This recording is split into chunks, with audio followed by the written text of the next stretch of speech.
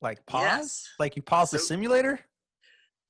Exactly. So we're going to hold the simulator for me. Right.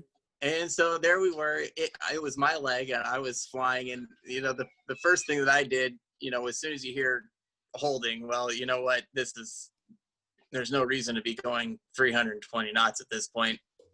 And so I started slowing down, and we got a hold, and we were holding over the Kremlin VOR, which is just a little bit to the north of Eagle. And, fortunately, in a lot of these corporate jets, we have, fairly sophisticated automation. And I just clicked on, in our flight plan, I had to add Kremlin because it actually wasn't on there, added Kremlin, and then clicked on it and just entered the holding instructions and let the airplane do its thing. We were 20 miles because I remember looking at the DME thinking, oh, how long do I have to do this? And we had 20 miles. We had plenty of time, and it was just a matter of entering a few numbers into there, making sure that we obviously got the right numbers, compared the picture because we had a nice pretty picture on our iNav screen, and making sure it was an hold as published, and so that it looked like the same as it did on our en route charts. And we both pilots confirmed that it looked okay, and then slowed the airplane down and let the airplane do its things. And we got permission for 10-mile legs, and we did end up holding for a good 45 minutes. There's all kinds of things that you could talk about in terms of what we talked about up front, in terms of what other airplanes were doing. There were two airplanes, one in front of us that diverted. There was one that came in and held after us, and that one also diverted. We had enough fuel to hold for 5 hours. So at that point, it really came down to, what do our passengers want to do? And we were about ready to give up. We were kind of just waiting to find out if it was going to take them 10 minutes or whether it's going to take them 2 hours. Because obviously we don't want to be burning that kind of gas for 2 hours. Right. And unfortunately, right about the time where we were trying to, figure out, well, do we need to go somewhere else? They told us that the airport was going to be opening momentarily. As it so happened, our commercial flight, at this point, our commercial flight left at 4 p.m, and we were holding at 3:10 in the afternoon. Oh. And so that's the only flight out of Eagle. So yeah, we're kind of running up against the, we're going to miss our flight. Yeah. And I only bring that up because it made this a little bit more fun in the end. And so we were holding at 20,000 feet over the Kremlin VOR, doing circles in the sky. And we could see the airport, as we were turning, as, if we're obviously oriented the right direction, we could see the airport. And they told us that the airport was going to open. And when we were ready, to let them know. And I told the other guy, because it was my leg, and I said, I've got the field in sight. Let him know. He called the field in sight, and we exited the hold as we were cleared for the visual approach. We had not stopped holding because we called the field in sight from 20,000 feet, and she cleared us from the approach from the hold. Yep. And then it was, let's go. And then, that's right. I've got a flight to make. Now we're at 20,000 feet. Now, granted, that's about 14,000 feet above ground level when you're at Eagle. Don't quote me on that number, but it's probably pretty close to that. And basically just dive bombed the airport. I had it in sight, and got to fly the airplane. And that's something that's a little bit different, especially probably for you guys flying at the airlines, where you guys are going into big airports. You probably just get vectored for an ILS and let your automation do most of the stuff. But I clicked off from 20,000 feet. I clicked off the autopilot. I clicked off the auto throttles, pulled them all the way back, and just headed towards the airport. Eventually, it was around. You hand flew that aircraft? I hand with flew your that hands? aircraft with, well, just one. I got a joystick. It's not that hard. I know. That's a nail biter, my friend. It was. I bet if they had known that in the back, they probably all would have told me to stop. But I had a flight to catch. That's hilarious.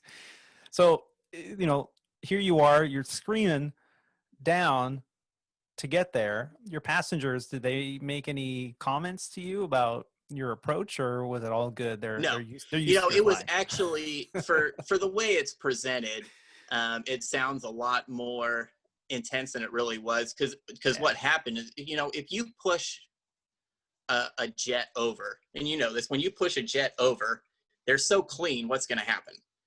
it's going to Yeah, it's gonna accelerate. speed up. Yeah. It's going to do 300, even 350 knots. I don't know if your plane's able to do that. I think ours is 370 is our max speed. So I didn't want to do that because as you do that, because we were so close, I couldn't let the speed build up. And so what I actually did around 18,000 feet is I pitched the nose up and I slowed down to less than 200 knots, which is our flaps 1 operating speed, and put the flaps down so I could make a more aggressive descent, but it was a slow speed. It was a slow speed, very controlled dive bomb, if you will. It was not, even though I present it as very aggressive, in the end, for what they felt in the back, it was not all that bad. I had to put the gear down, or I elected to put the gear down a little bit earlier, because again, introducing drag, I did not use the air brakes, so I put the gear down because I was going to need to anyway, and just kind of slowly walked it back from there. And it was definitely a stabilized approach. I had power in. I don't want any faces from Tony over there about my stabilized approach here. And it was very controlled, other than the fact that it was still windy down there. And Yeah. by the time you got to a few thousand feet above the ground, it was definitely kicking. Yeah. The other thing you mentioned, which I found very interesting, was you talked about slowing down before you're going down, a term that we always talk about, especially in an instructor role, or at being in a position where you're teaching others. A lot of times, newer pilots, or even experienced pilots that are maybe newer on that type of airplane, like migrating from a piston-powered airplane over to a jet, they just want to push the nose over because they feel, well, I push the nose over and bring the power back, and that's enough. But as you mentioned, in a swept wing aircraft, very clean jet, it's going to speed up, and it's going to speed up fast. A lot. So if you want to get to an airport that's, say, an equal distance ahead of you, let's say 100 miles ahead, and you need to get to that airport and you need to start a descent. Well, the airplane that just pushes the nose over and picks up to the speed to red line, say 350 knots, and then at 10,000 feet, they have to slow down. So now they pull up on the nose, slow to 250 knots, and then push the nose over, again at flight idle, to maintain 250 knots below 10, which is the speed limit in the US. And here they are approaching the runway. Well, they're going to get there pretty fast because their ground speed is fast.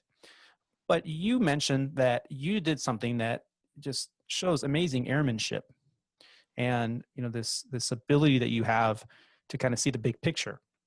You kept it smooth for your passengers, but you still did a relatively aggressive descent, and you did that by slowing down before you're pitching to go down. So you decreased your ground speed, meaning you gave yourself more time to get to the airport. So you have more time to lose altitude, because if you're descending, and we calculate descents in aircraft by feet per minute.